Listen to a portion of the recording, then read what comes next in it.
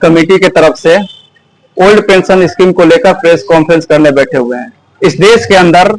एक मूवमेंट चल रहा है जो एनपीएस के अगेंस्ट है और ओल्ड पेंशन स्कीम को इस देश के अंदर लाने के लिए एक मूवमेंट चल रहा है, जिसमें हमारे भोजपुर जिला के सभी साथी सहयोग करने जा रहे हैं और इस मूवमेंट को हम लोग बढ़ चढ़कर हिस्सा लेने जा रहे हैं। कहा जाता है कि एक देश है, एक विधान है, तो फिर इस देश में एक पेंशन स्कीम क्यों नहीं रह सकता है। 5 साल काम करने वाले लोगों को यदि आप 5 साल काम कर सेवा करने वाले को जल्दी आप ओपीएस दीजिएगा, तो हम जैसे लोगों को जो अपने 60 वर्ष की उम्र तक इस देश के लिए सेवा करते हैं, नौकरी करते हैं, आप उनको ओल्ड पेंशन स्कीम क्यों नहीं दे सकते हैं। हम लोग इसीलिए आज एकजुट हुए हैं और हम लोग यहाँ पर बैठे हुए हैं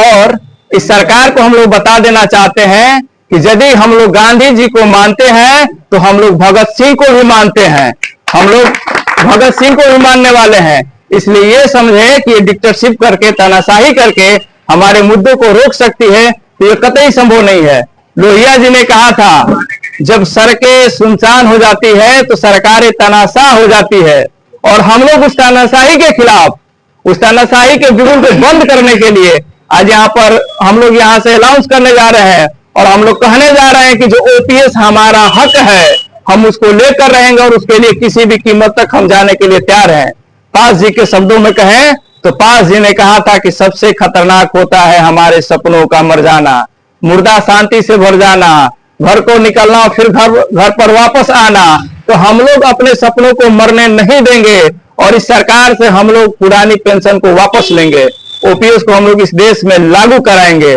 न बोले थे अटल जी भी संसद में बोले थे, सुमंगल सिंह सुमन की कहानी है। संघर्ष के दौरान हम लोग याद भी करते हैं कि क्या हार में, क्या जीत में, किंचित नहीं विपरीत में, करदप पर जो मिला ये भी सही वो भी सही, ये सब याद कर हम लोग पूरी मजबूती के साथ संघर्ष करने के लिए बढ़ गए हैं। और हम लोगों ने पूरे प्रदेश स्तर से ये तय हुआ है कि अभी हम जहां भोजपुर में जा रहे हैं, जिस भोजपुर के जिस कर्मचारी यूनियन में जा रहे हैं, जिस प्रखंड में जा रहे हैं, जहां हम लोगों से बात कर रहे थे, एक ही बात सुनने के लिए मिल रहा है, कौन लड़ा है कौन लड़ेगा, भोजपुर भोजपुर। और भोजपुरी में गाना भी है ना, ये आरा कभी हारा नहीं है, तो हम लोग हारने वाले नहीं है, पूरे मजबूती से लड़ने वाले हैं और पेंशन, पुरानी पेंशन को बिहार के अंदर बहाल कराने वाले हैं। और इसी कड़ी में प्रदेश स्तर से कार्यक्रम तय हुआ है कि 1 सितंबर को सभी कार्यालय में सभी कर्मी, सभी शिक्षक काला बिला लगाकर इस सरकार का पुरजोर विरोध करेंगे और बताएंगे कि जो एनपीएस आप इतनी अच्छी लाए हैं,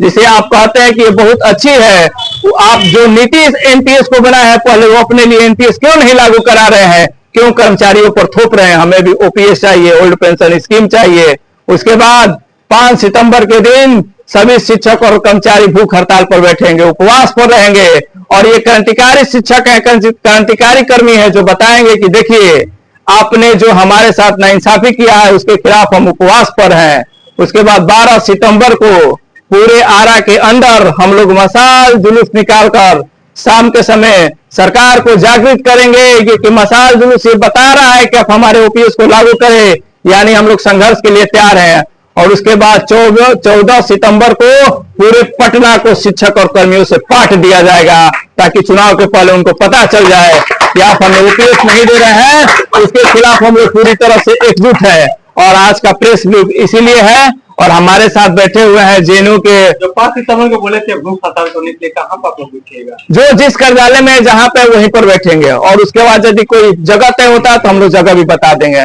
थोड़ा सा जान लीजिए, हमारे साथ बैठे हुए हैं